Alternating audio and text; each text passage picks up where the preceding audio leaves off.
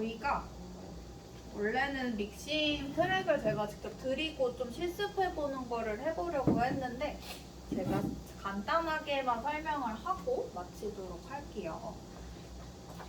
2학년 분들은 아마 후반부에 제가 이거를 진도를 한번 나갔던 걸로 기억하는데 그래도 복습한다 생각하시고 한 번 더 들어주시면 될 것 같습니다. 일단은 2학년 분들은 이번 2학기 때 음반 작업을 프로젝트를 진행할 거기 때문에 좀 주의 있게 들어주시면 좋을 것 같고요. 음원 작업의 과정들을 조금 살펴보면 일단은 작곡과 편곡이 먼저 들어갈 테고 그 다음에 이제 실제 녹음이 들어갈 거예요. 녹음이 뭐 보컬이 될 수도 있고 뭐 악기 녹음이 될 수도 있고 그다음에 녹음이 들어간 이후에는 이제 믹싱 마스터링 그 다음에 유통 이런 식으로 간략하게 좀 축약하면 과정이 이렇게 되는데 원래는 작곡가와 아티스트들은 녹음까지만 좀 관여하는 시기 대부분이었고 이 파일들이 이제 스튜디오로 넘어가게 되면 여기서부터는 이제 믹싱 엔지니어, 마스터링 엔지니어라고 해서 엔지니어들이 이제 이런 테크닉들을 가지고 믹싱 마스터링 작업을 보통 했었고 이게 끝나면 이제 유통사에 이것들을 보내서 이제 음반이 저희가 듣는 이제 플랫폼으로 유통이 되는 식의 과정이 일반적인 형태인데요. 요즘에도 이런 포맷으로 많이 흘러가기는 하지만 최근 작업의 추세는 아티스트가 이제 여기까지 하는 추세가 많아지고 있어요. 왜 그럴까요? 비싸서. 비싸서. 맞죠. 홈 레코딩을 이제 요즘 많이 하고 장비들을 이제 그냥 아티스트들이 직접 구매를 해서 본인이 이제 믹스 마스터를 막 하는 경우가 많아졌어요. 일단 제일 큰 건 종민이가 말한 것처럼 인건비의 절감. 보통은 이제 소속사가 그거를 해결해주면 제일 베스트겠지만 그게 아니고 인디펜던트 아티스트, 그러니까 자기가 그냥 앨범을 만들어서 그냥 소속사 없이 활동하는 아티스트들이 많아지고 있다 보니까 여기까지 이제 직접 공부를 해서 하는 경우들도 굉장히 많아지고 있고요. 혹 스튜디오에 여기를 이제 맡기더라도 내가 가믹싱이라고 보통 하는데 러프하게라도 자기가 색깔을 잡아놓고 엔지니어한테 공유를 해주는 경우가 많이 있고 요즘에는 그런 작업이 조금 일반적인 형태로 변화되고 있어서 저희도 어떤 개념인지는 좀 알고 있으면 좋을 것 같다. 그래서 보면 이제 크게 그냥 믹싱이라는 거는 이제 조화롭다 이 키워드만 좀 알고 있으면 좋을 것 같아요. 그래서 우리가 지금 뭐 우리 시험 볼 때 여러 트랙들을 찍었듯이 그리고 제가 또 멀티 트랙을 하나 지금 가지고 왔는데 그냥 지금은 아무것도 만지지 않은 상태인데요. 들어보면 소리 밸런스가 좀 들쭉날쭉해요. 뭐 어떤 건 드럼이 너무 크다든지 보컬이 너무 작다든지 이런 식으로 지금 밸런스가 안 맞을 거예요.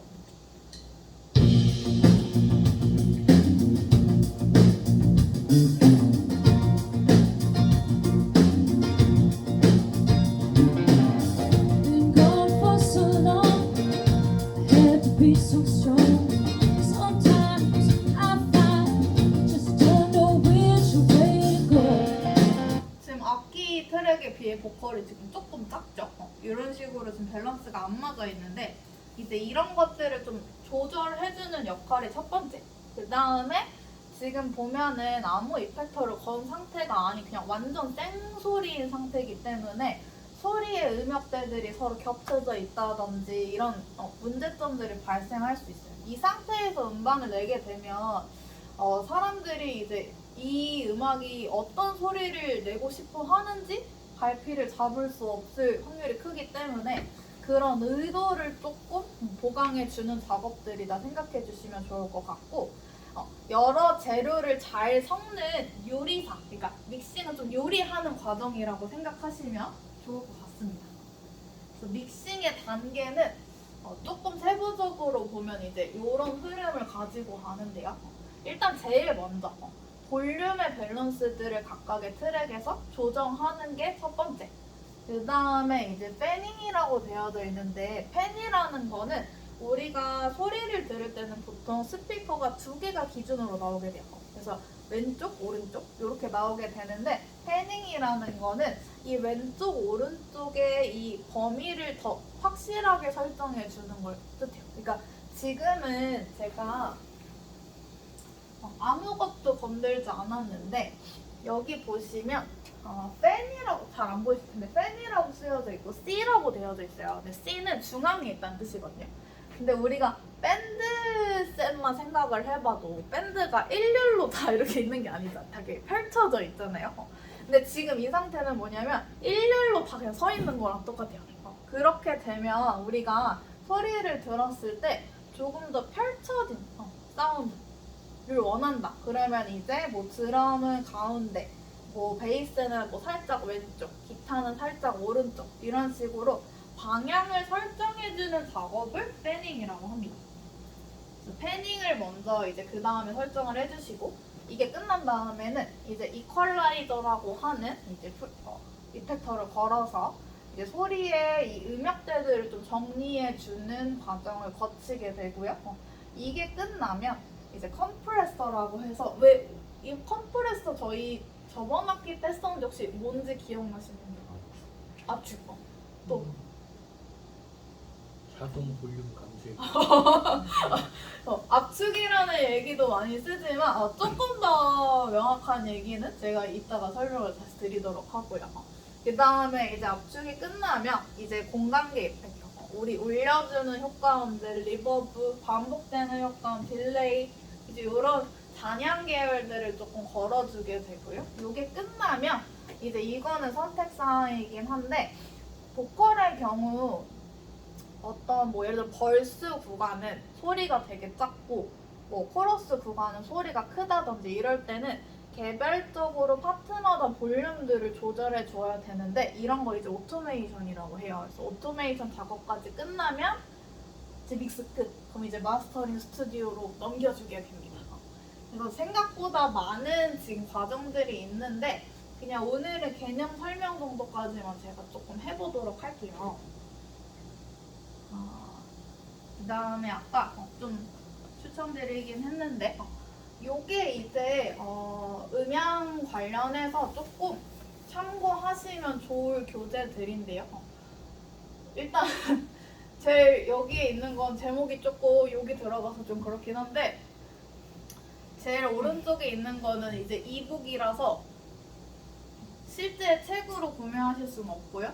인터넷으로 외국 사이트에서 구매하실 수 있는 책이라서 내용도 영어로 되어 있기는 한데 좋은 교재라서 제가 조금 넣어봤고요. 나머지 두 책은 교보문고나 이런 데서 구매가 가능한 책인데, 그냥 제가 제일 추천드리는 건 이 두 개긴 한데, 조금 더 여러분들이 보시기 편한 건 아마 제일 이 책이 제일 좋지 싶어요. 이거는 좀 최근에 나온 책이라서 아마 바로 구매가 가능하실 것 같고, 조금 더 설명이 조금 더 쉽게 나와 있는 책이라서 구매해 주시면 아마 도움이 많이 되실 것 같습니다.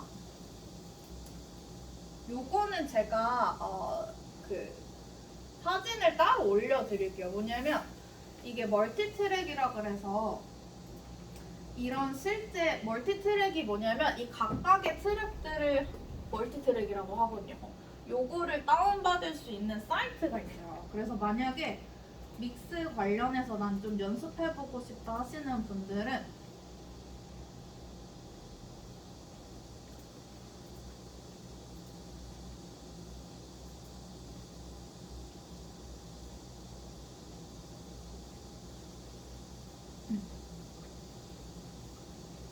요게 지금 다 받을 수 있는 사이트들인데요. 장르별로 구분이 되어져 있어요. 뭐 재즈, 빅밴드, 뭐 오케스트라 이런 식으로 돼 있어서 여기서 다운을 받으시면 이제 이렇게 멀티트랙이 개별적으로 열리게 되는데, 이제 여기서 실습을 하실 수 있게 파일이 따로 나와 있는 것들이라 이건 제가 카톡방에 한번 공유를 드리도록 하겠습니다. 제가 개념 설명만 조금 하고 마무리를 해보면 저희가 이제 믹스를 할 때는 그냥 막 한다고 해서 좋은 게 아니라 목표를 조금 설정하고 가시면 좋아요. 그래서 여기서는 좀 더 나아가서는 레퍼런스를 조금 정하고 시작하면 좋은데요. 레퍼런스를 정하고 시작한다는 건 무슨 얘기냐? 예를 들어 제가 밴드 곡을 믹스를 할 거다라고 하면 기존에 발매된 곡들 중에 제가 원하는 밸런스를 담고 있는 발매된 곡을 하나 정하는 거예요. 그래서 그 곡에 들어보면서 제가 만든 곡이랑 비교하면서 믹스를 하는 식으로 기준점을 좀 갖고 시작하시면 돼요. 그래서 예를 들면 이런 식으로 사운드가 어떻게 청중들한테 전달되기 원하는지, 나의 의도가 뭔지, 예를 들면 보컬이 제일 튀어나왔으면 좋겠다, 아니면 모든 악기가 퍼졌으면 좋겠다 라는 식으로 사운드의 질감을 내가 어떤 걸 가지고 갈지를 먼저 설정을 하고 가야 우리가 길을 잃지 않을 수 있다. 그러면 이제 믹싱에서 주로 사용하는 플러그인은 크게 세 종류가 있는데 다이나믹 계열, 이퀄라이저, 공간 계열 이렇게 크게 세 가지가 있어요. 다이나믹 계열은 소리의 음량과 관련된 플러그인들이라고 생각하시면 되고 이퀄라이저 계열은 소리의 성질을 조절하는 이펙터, 그 다음에 공간 계열은 울림과 입체감을 만드는 이펙터. 이렇게 세 가지가 개념이 다른데 이제 이것들을 어떻게 보냐? 여기서 이제 믹서 창을 들어가서 보면 이펙터를 걸 수 있는 인서트라는 창이 하나 뜨게 되는데요. 인서트를 이렇게 눌러보면 여러 가지 이펙터 계열이 나타나게 돼요. 여기서 보면 다이나믹스라고 쓰여져 있는 게 있는데 요건 아까 말했듯이 이 카테고리 안에 있는 플러그인들은 다 이제 음량을 조절하는 플러그인이 담겨져 있다. 이렇게 생각하시면 되고 우리 아까 컴프레서라는 거를 하나 했었는데 아까 압축 이렇게도 얘기하셨고 자동 볼륨 뭐 이렇게도 얘기했는데 보면은 이제 컴프레서라는 거는 정확하게 조금 이야기하면 소리의 다이나믹을 줄여주는 이펙터다. 이렇게 기억하고 계시면 좋을 것 같습니다. 소리의 다이나믹이란 뭐냐면 다이나믹 레인지를 줄여주는 거다 라고 생각하면 되는데 다이나믹 레인지라는 거는 어떤 파형에서의 가장 작은 소리와 가장 큰 소리 사이의 갭을 다이나믹 레인지라고 보통 이야기하는데요. 컴프레서는 그거를 줄여주는 역할을 해요. 그래서 큰 소리는 조금 작게, 작은 소리는 조금 크게 키워주면서 이 갭을 조금 줄여주는 플러그인이 컴프레서다. 알고 계시면 좋을 것 같고요. 제가 프린트물에 조금 더 디테일하게 노브별로 어떤 역할을 하고 있는지 좀 기재를 해놨는데 요거는 한번 읽어보시면 좋을 것 같고요. 그 다음에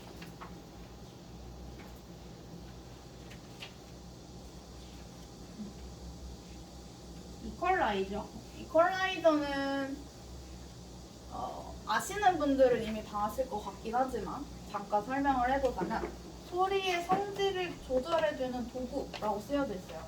밝기, 어두움, 두께 이런 식으로 되어져 있는데 크게 쉽게 생각하면 거슬리는 소리는 줄여주고 중요한 소리는 키워주고 이런 식으로 밸런스를 조절해주는 이펙터다 생각하시면 좋은데요. 얘도 마찬가지로 믹서 창에서 EQ라고 쓰여져 있는 것들을 클릭해 보면 여기 안에 있는 카테고리들이 다 이제 이퀄라이저에 해당하는 플러그인인데요. 눌러보면 얘는 이렇게 4개의 점으로 되어져 있어요. 보면은 항상 이제 EQ에서는 어떤 걸 생각하시면 되냐면 가로축은 주파수 대역이에요. 쉽게 말하면 음역대. 그래서 저음, 중음, 고음으로 되어져 있고 지금 점이 이렇게 있는 거는 대역대별로 소리를 조절할 수 있게끔 되어져 있기 때문에 지금 대역별로 구간이 나눠져 있게 된 거고요. 세로축은 데시벨, 볼륨을 뜻해요. 그래서 예를 들면 이게 지금 킥 사운드를 지금 킥 사운드 트랙인데 보면은 재생을 해보면 이 파형이 재생되는데 어디 음역대가 부각돼서 재생이 되는지 지금 파형으로 보여지게 돼요. 예를 들면 제가 이 킥 소리의 저음을 더 키우고 싶다라고 하면 1번 점 있는 부분을 이렇게 올려주면 소리에서 점점 저음 구간이 강조가 되어집니다. 만약에 얘를 빼고 싶다라고 하면 밑으로 갈수록 소리는 없어지게 돼요. 그러면서 소리가 저음부가 사라지게 되는 거죠. 그래서 이퀄라이저는 내가 이제 이런 대역들을 움직여가면서 내가 원하는 질감을 찾아서 메이킹을 하는 그런 과정이다 생각해 주시면 되는데, 믹싱을 할 때 사실 제일 중요한 거는 수치도 수치인데 내 귀로 판단하는 게 제일 중요해요. 그래서 많이 들어보시는 게 중요한데, 사실 컴프레서랑 EQ 정도만 우리가 알고 있어도 웬만한 소리들은 다 좀 깔끔하게 잡히게 되는데, 이것도 이제 아까 많은 분들이 얘기해 주셨듯이 미디라는 거는 좀 툴을 계속 다뤄봐야 손에 익혀지고 이게 편하게 나오게 되는데, 믹싱도 비슷합니다. 그래서 많이 들어보시고 귀로 판단을 해주셔야 내가 원하는 질감을 좀 더 가깝게 구현이 될 수 있고, 이게 만약에 안 되고 수치만 내가 보면서 한다? 그럼 산으로 갈 확률이 굉장히 높아요. 그래서 많이 들어보시고 하시는 게 중요한데, 믹스를 할 때는 그래서 뭐 이게 룰은 아닌데, 저는 예를 들어 2시간 믹스를 한다라고 하면은 한 3, 40분은 듣고 한 15분, 20분은 아무 소리도 듣지 않거든요. 약간 우리 왜, 제 요리사는 아니지만 요리 심사할 때 이 물로 입 헹구시잖아요, 요리사들이. 그런 거랑 비슷해요. 왜냐면 계속 똑같은 소리를 듣다 보면 나중에 그 판단력이 흐려지기 때문에 잠깐 쉬면서 귀를 다시 리셋 해주시면서 다시 반복해 주시는 게 중요한데, 그래서 이제 이런 것들을 제가 오늘 좀 거의 개념만 훑어드리느라 많이 실습을 지금 못하기는 하는데요. 요런 정도의 개념을 가지고 있다 정도만 사실 알아두셔도 좋을 것 같고,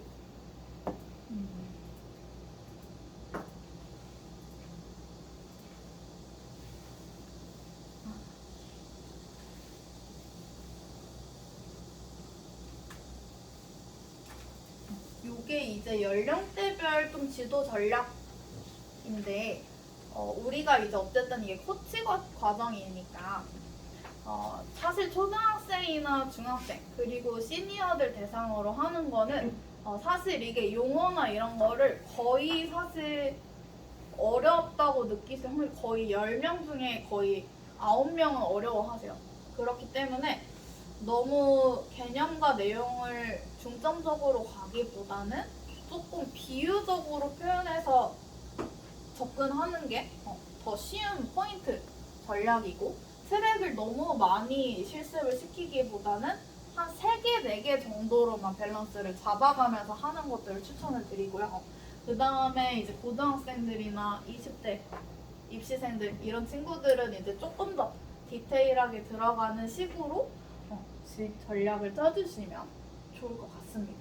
제가 이것들은 캡처를 떠가지고 한번 카톡방에 공유를 다 드릴게요. 그래서 추가적으로 보시면 좋을 것 같고요. 지금 제가 실습 파일 필요하신 분들은 믹싱 트랙을 조금 나눠드리려고 하는데, 혹시 필요하신 분들은 저한테 따로 오시면 제가 노트북에 파일 공유를 해드릴 거고요. 일단 저희가 그래서 총 지금 5주 동안 이렇게 실습을 하고 시험을 봤는데, 이제 너무 따라와 주시느라 너무너무 고생 많이 하셨고, 믹싱을 설명해 주셨는데 네. 마스터링은 뭐예요? 마스터링은 쉽게 말하면 이렇게 밸런스가 맞춰진 파일에 음압을 키우는 거예요. 쉽게 말하면. 그러니까 지금 이렇게 밸런스를 맞추다 보면 볼륨이 작아질 수밖에 없어요. 그거를 우리가 듣는 정도의 음원의 볼륨 값을 올려주는 과정을 마스터링이라고 해요. 근데 그냥 일반적으로 그냥 볼륨을 키우는 거랑 다르게 이제 어떤 장비들을 거쳐서 음압을 키우는 거라서 힘이 완전히 다르게 돼요. 에너지가. 궁금한 게 있는데요. 네. 예를 들면 누군가가 가수가 작곡가한테 작곡을 의뢰한다. 네. 그러면 그 작곡가는 어디까지 해주는 거예요? 멜로디만 이렇게 작곡을 해주는 건가요? 아니면 그 각 악기까지 다 요즘에는 거의 악기 트랙까지 다 하는 식으로 프로듀싱을 해주는 거잖아요. 그냥 멜로디만 주는 경우는 거의 없고요. 다 이런 식으로 MR이랑 이렇게 다 가이드 보컬까지 해서 넘겨주는 경우가 일반적이고. 그럼 작곡가는 이 미디를 통달을 해야 되는 거예요? 그쵸. 그러니까 물론 아닌 경우도 있지만 거의 없는 것 같아요.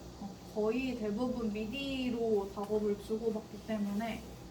그러면 만약에 그냥 멜로디랑 코드만 쓴다. 그럼 멜로디하고 악보만 줘도 작곡 아닌가? 근데 그러면 편곡자가 따로 붙어야 되는 거예요. 근데 그러면 편곡자 비중이 거의 작곡가랑 비슷해요. 그럼 이제 저작권이 이렇게 되겠죠. 나뉘어지게 되겠죠. 그래서 보통은 프로듀싱을 한다 하면 편곡까지 담당하는 경우가 좀 일반적이에요. 네. 그래서 오늘 수업은 일찍 끝내도록 하고요. 파일 필요하신 분들만 저한테 오시고 귀가하시면 좋을 것 같습니다. 5주 동안 고생 많으셨습니다. 고생하셨습니다. 아우, 무조건 받아먹고. 네, 드릴게요.